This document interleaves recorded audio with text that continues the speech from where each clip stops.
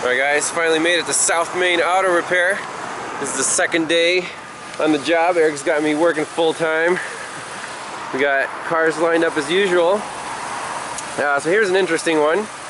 It's a 1999 Jeep Cherokee, and it's here for a check engine light. Okay, no big deal. I mean, this thing is pretty pretty rough. So someone's already played major Swaptronics. We got some PCMs back here, all kinds of stuff. The interior's all torn apart. But let's just focus on the problem. See what this check engine light's all about. And the floorboards are welded in here. Hopefully you don't fall out onto the street. Sure enough, check engine light. Now Eric already has done some homework on this, but let me show you the codes. And let's see, this is his new Veris Pro, so let me play with this new toy. This is it's pretty sweet. I'm kind of jealous, I gotta admit. It doesn't weigh 10 pounds. It's, you know, nice and portable, wireless. We used the scope yesterday. That works just fine. So let's see here. Transmission fault, no transmission bus messages, no mechanical instrument cluster bus messages received, no cam signal at PCM. So those are the codes. I'm going to reset them, drive around the block, and the customer complaint was the check engine light comes on, you know, after you reset it. It only comes on when you turn the headlights on. So, you know, this guy right here. So let's reset the codes, pull the headlight switch, and see if the codes come back.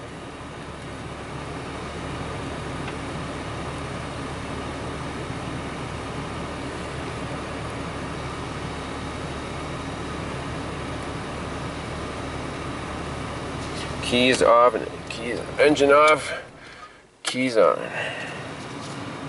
All right. Continue. Codes.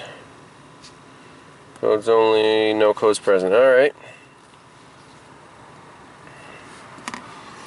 So turn on.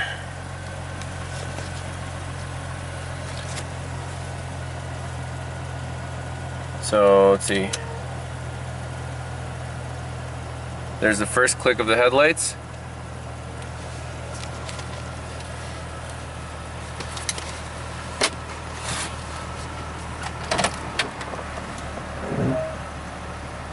Gonna drive it around the block here. Oh, check engine. That was pretty quick. See codes. No transmission bus message, no mechanical instrument cluster bus message received. Okay, so those two codes are the ones that we're attacking. And it actually says no bus on the dash here.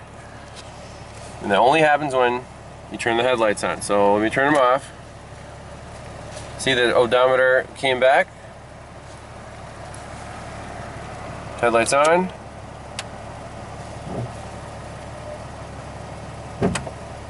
The tach went to 0.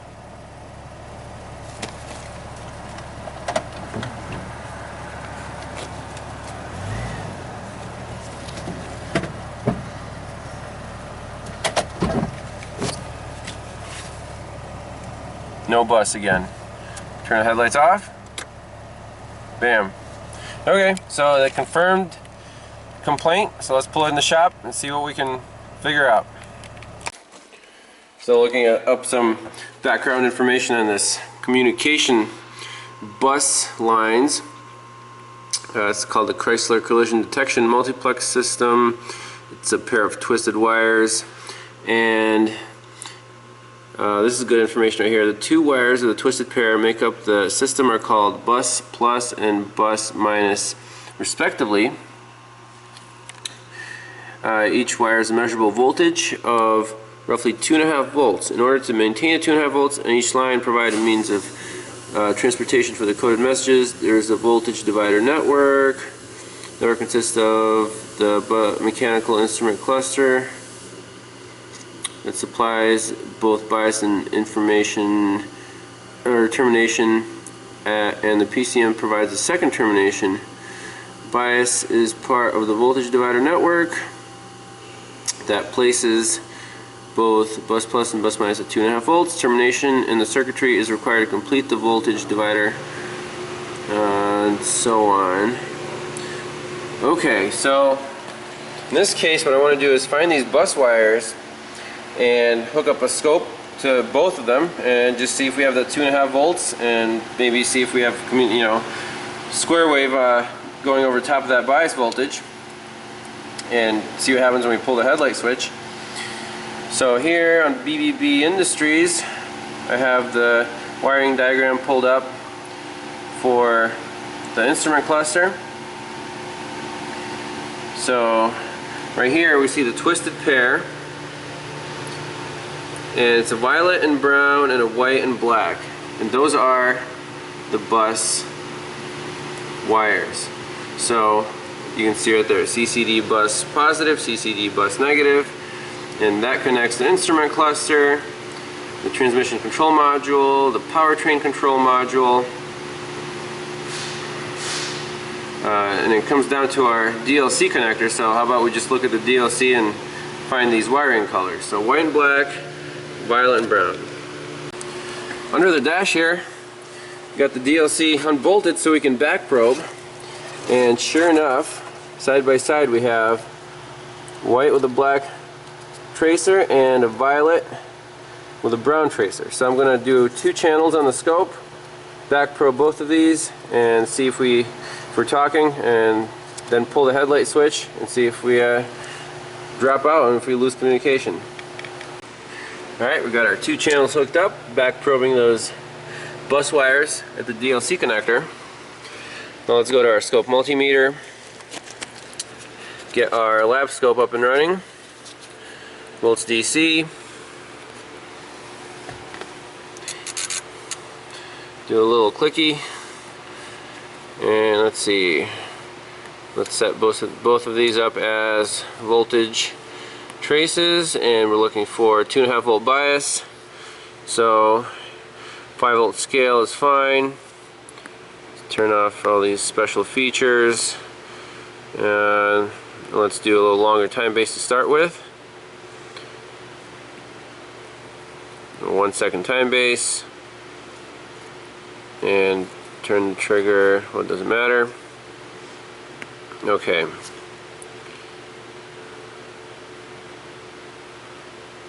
So live readings, 2 volts on both of those. Okay, that's interesting.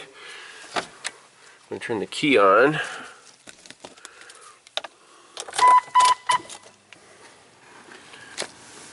Alright, well, now we're at 2.5. That's cool. Turn this HVAC off there.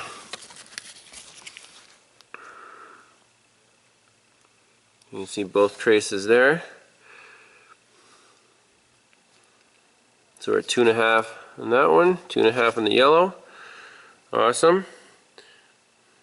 Now, do we see any communication going on? Let's drop our time base down.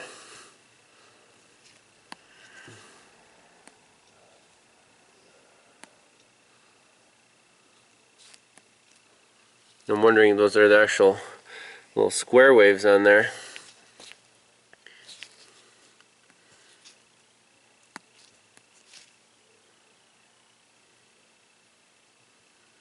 So at this scale it's hard to see. What we can do is do AC coupling. Let's do like AC coupling on the green channel, and then jack up our scale, kind of zoom in, and I think you can see the little square waves. Right there. See, that was like a communication event. That's pretty neat. Now what's going on the first channel? Let's see if we have the same signal. So AC couple channel 1 is 500 millivolts. You see it's like a mirror image.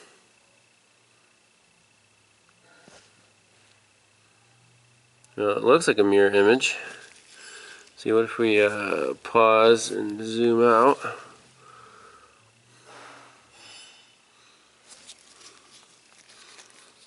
So, zooming in on one of these events,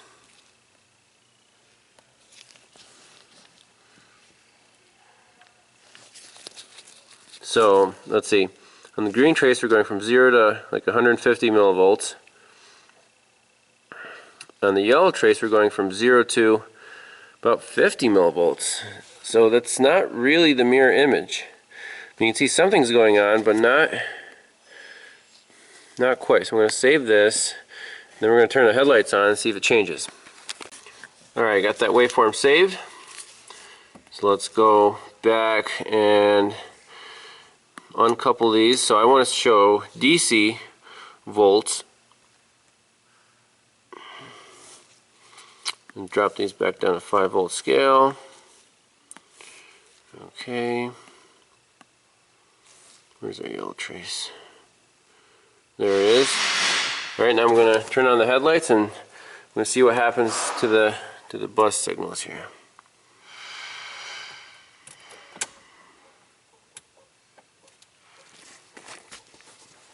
What happened there? Drop our voltage. 20-volt scale, 20-volt scale.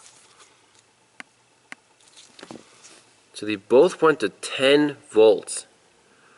Both bus wires. Turn it off. They're both at 2.5. Both go to 10. That is crazy. So somehow the bus wires are tied into this headlight switch. Now at this point I want to know, will that 10 volts light my test light? Like, are those current wires shorted directly to, the dimmer switch? So check that out. If you turn the dimmer switch, our voltage levels change. So this is dim. We got 5.8. I turn it up all the way. 10.1. That is nuts. And our backlighting changes, but that's reflected on our bus wires, which is kind of funny.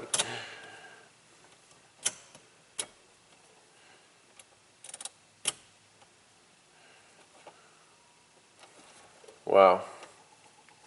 So let's see if that wire can carry any current.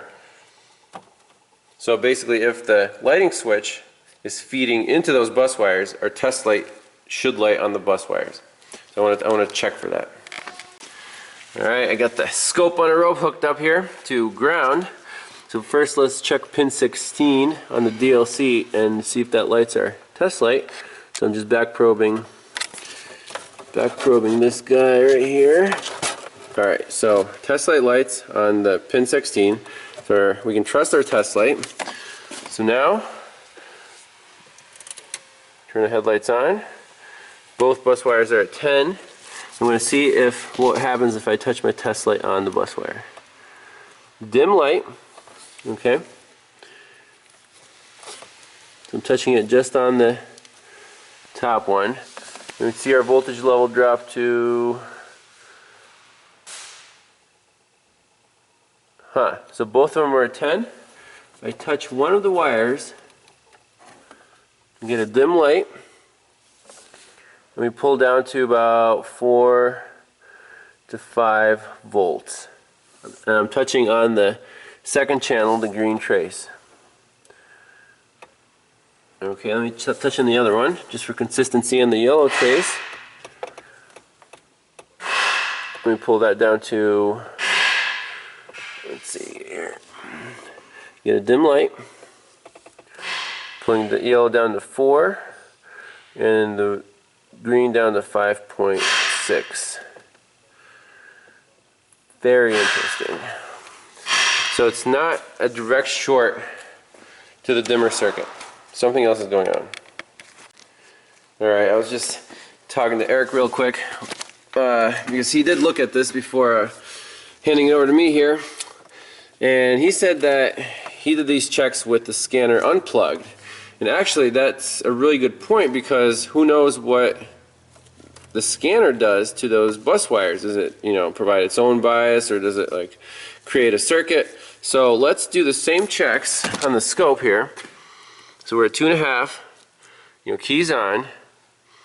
Let's unplug. Let me make sure the communication is okay. Back. All right, so we can unplug our scan module from here. Okay, go back to our scope. So we're at 2.5 and 2.5. That's cool. Turn the headlights on. They both go to 10 volts. And with the dimmer, they change.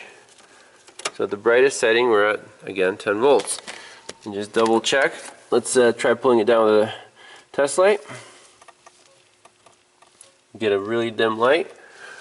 And again, we're pulling down to 4 volts on the wire that we're touching and 6 volts on the neighboring wire. So you can already see there's a resistance between the two, between the positive and negative bus.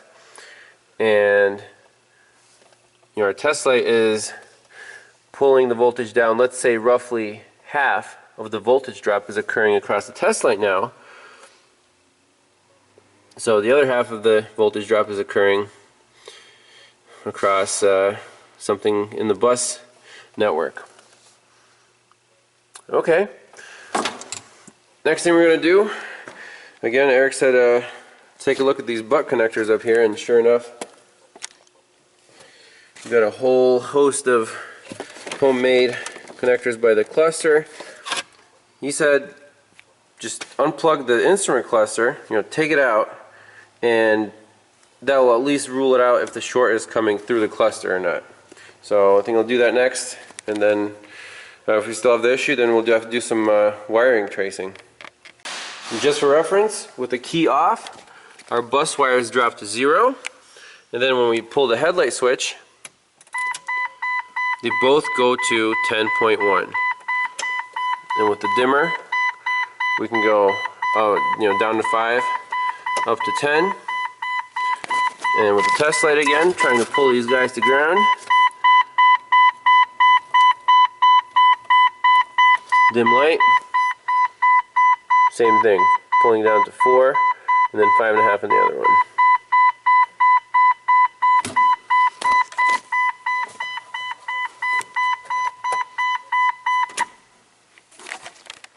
Okay, cluster is unplugged. We're at 0 here. Pull the headlight dimmer. No change, so we're not worried about a cluster internal problem. Okay? And again, with the dimmer switch, up and down. Down to 7 now, up to 10.6. Alright, so here's going to be our wire tracing setup. The test light is connected to one of those comm wires. And you can see it's dim, just barely lit. It's connected to ground, so we're measuring the current going through the test light right now on those comm wires. Now if I disconnect the test light, you'll see that current drop to 0. So what we're going to do is leave the test light connected, and then go along with our amp clamp and see if we can measure this current on any of the comm wires. So like there's a twisted pair right here that I see. Maybe we can grab this guy with our clamp and see if the current's going through there. Now again, this is a little finicky, it's just based on, it's an inductive amp clamp, so it jumps around a little bit, but 1/10 of an amp we should be able to detect. Like see, it says 0.2, and we can always leave the amp clamp connected, disconnect our test light and verify where the current's going. So see, it dropped to 0.1, reconnect the test light right now, jumps to 0.27. So the current is going through those wires right there. Now, is it the white one or the purple one? Well, that's hard to say, but it's definitely going through that twisted pair. Okay, 0.25 of an amp. Now, where do these wires go? Well, I guess we just have to kind of do a visual inspection. So they're going through this harness right here. So let me see where that goes, and this must be the PCM up here, or is this the big junction block? So this beige wire is our dimmer output. Might be an orange wire, but anyways, you turn it up. There's our amperage going through that wire. So that's all the way up. We got 0.6 of an amp. We disconnect our test light. That drops to 0.5 of an amp. A tenth of an amp draw. Reconnect it. 0.6. So that current is going through that beige wire. Somehow it's getting into the comm system. I'm just trying to see if there's anything like taped up or damaged on the main connector. I see. You see any? Is this factory or not? Like the blue stuff? This black stuff? Well, looking at this hot rod, I'm not sure how much is factory. Yeah. I think she's held hands with a few different people. So, did you show the viewers here the sweet floor pan job in this baby? Yeah, I showed them the interior a little bit. Yeah, she's pretty custom. So right now Ivan is chasing down this ground that actually has a lot of current flowing through it. So, in this connector, 3 wires, it goes to the courtesy light. The black wire here, which is supposed to be a constant ground, is for some reason tied in directly to the feed from the dimmer switch. As bizarre as that may sound. Mm-hmm. And what's going on is current is going up. This black is supposed to be a ground wire, but it's not. It's going up to whatever's up there on the ceiling.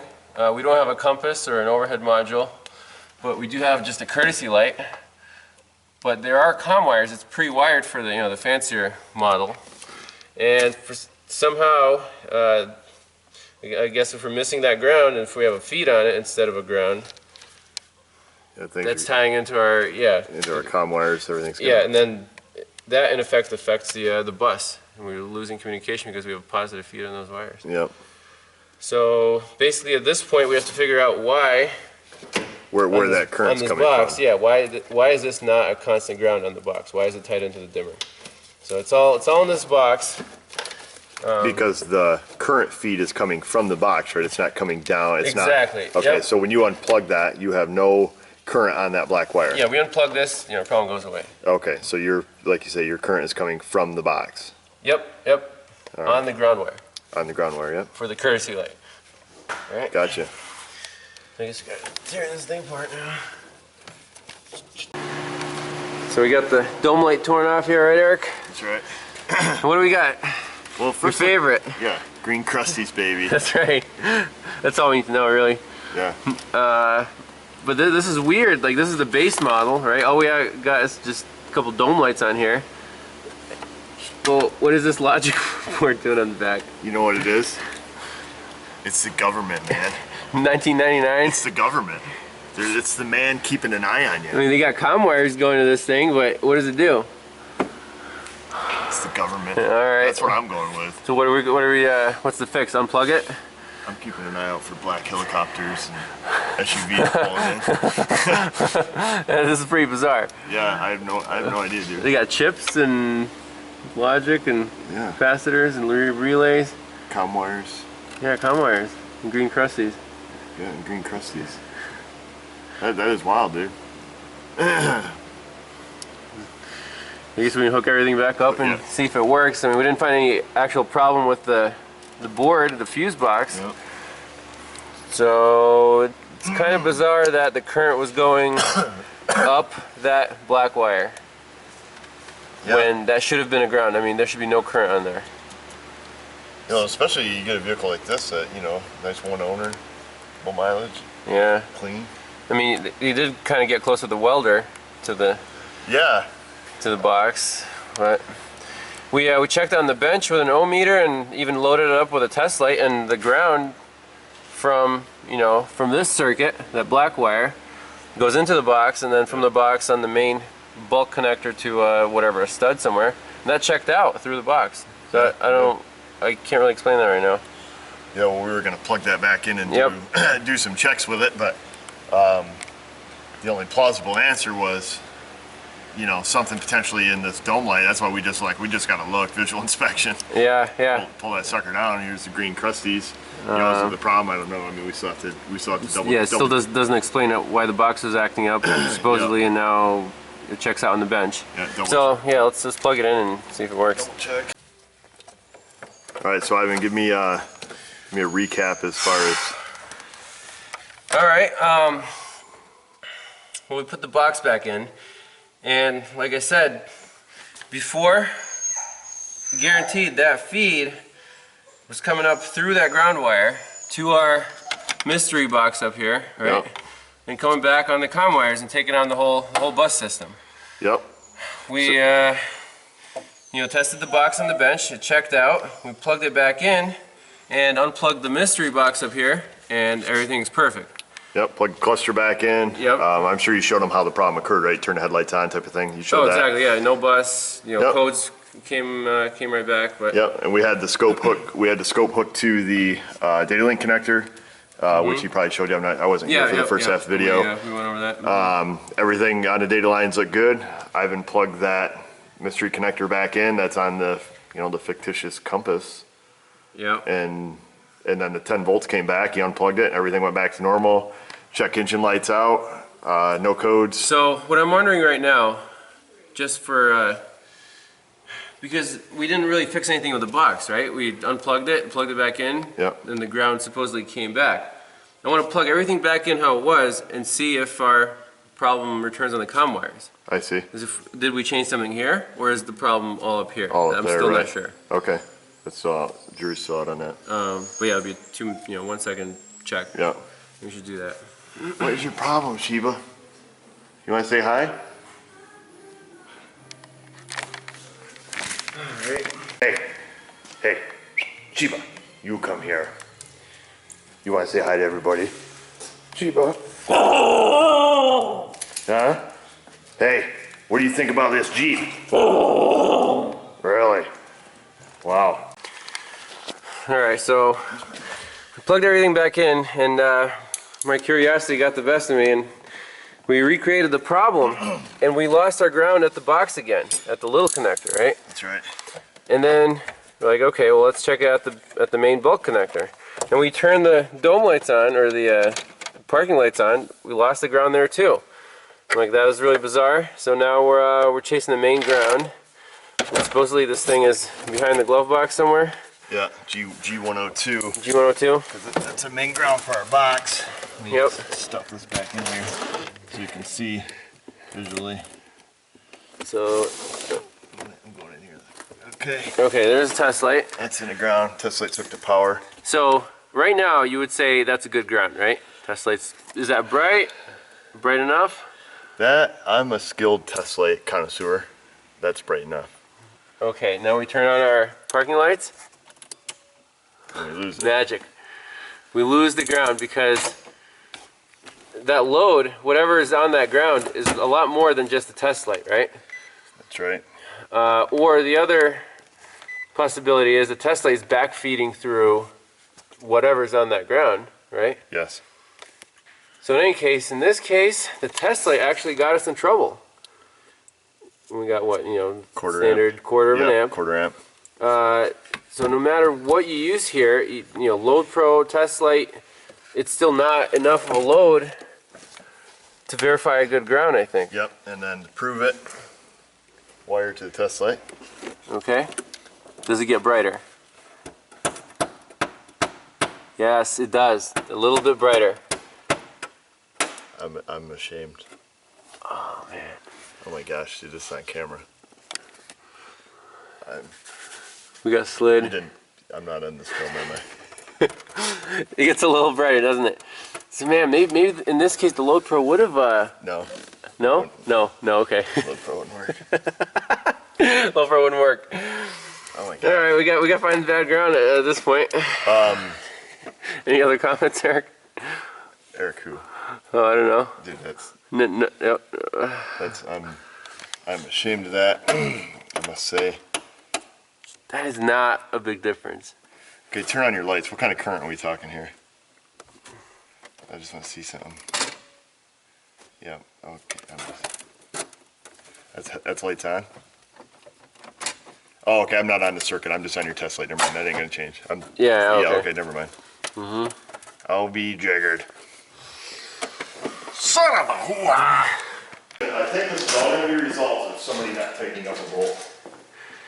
So our box is grounded to the dash. You're saying the dashboard is not grounded to the frame of the vehicle. I believe so, because I just gave it the classic reach-around move with my ground wire. Okay. And I thought I hooked it to ground 103, but I actually hooked it up just on a stud on the dash. And that took care of the problem. That took care of the problem. So I think the right side of the dash assembly, the instrument panel, is not grounded. And I looked, and the bolt that bolts this dash to the frame of the vehicle is sticking out that far, and it's all rusty. You're gonna fix that right now. So fix it. Well, wouldn't what about the other side of the dash? Shouldn't that also be bolted down? I don't know how the framework's connected. Oh, maybe it's not even separate. separate. This chunk of metal over here for the airbag and all that crap. So what? All right, let's see what the fix looks like then. Okay, so right now your test light is hooked to power. Your headlights are on, right? So let's headlights are on. Yep. Yep. So if I supply that with the ground, so technically, I think if I buzz that down into the test.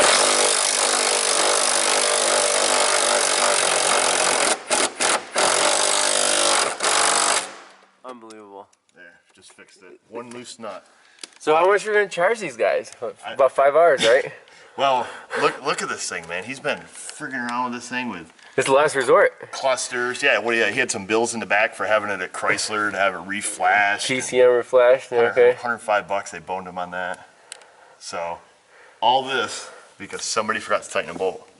So this dash has been out of here before. Oh yeah, look at this. This whole thing's been molested. I mean, crying out loud, this guy's bought what's he got? Like two PCMs in the back. Oh yeah, we showed that before in the intro. Come on. In the intro, yep. And all that for a bolt that wasn't tightened. Okay, so final check here. We're not gonna mess with this, right? Leave that. Yeah, I don't know what that thing is. Headlights are on. Yeah, headlights are on. Now we're gonna check our comm wires, so we have it hooked up to a comm wire. Let's put the key in, turn the key on.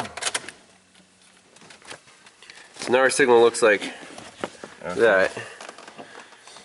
Yeah. Is that a normal comm signal? Let me start it up. Oh, let's put the cluster in. Let me grab another channel because I think your other channel mirrors. Should mirror that? I believe so.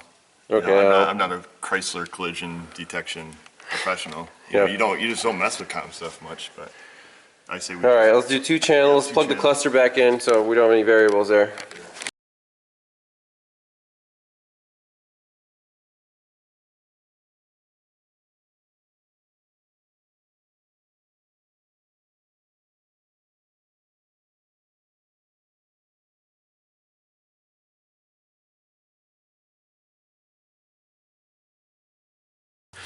Hey guys, it's the end of the New Year's Eve mountain bike ride.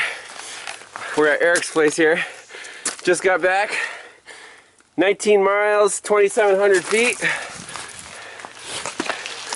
Here he comes.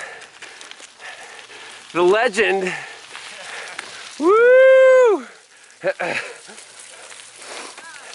Think it's time for some Burger King, huh? Survived. We got mud and blood and